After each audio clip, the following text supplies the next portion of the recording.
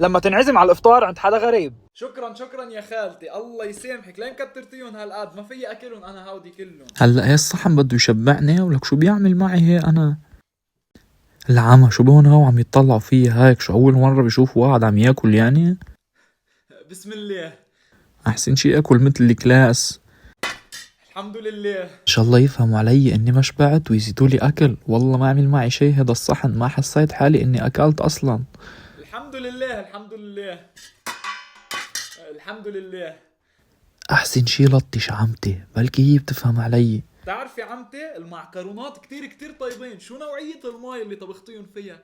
من كتر ما هني طيبين الواحد بياكل اصابيعه وراهم. إيه اقل شي اكل اصابيعي وراهن يعني، ما انا ما شبعت، ما بدي شي يشبعني. هات هات اعطيني الصحن لعبي لك بعد.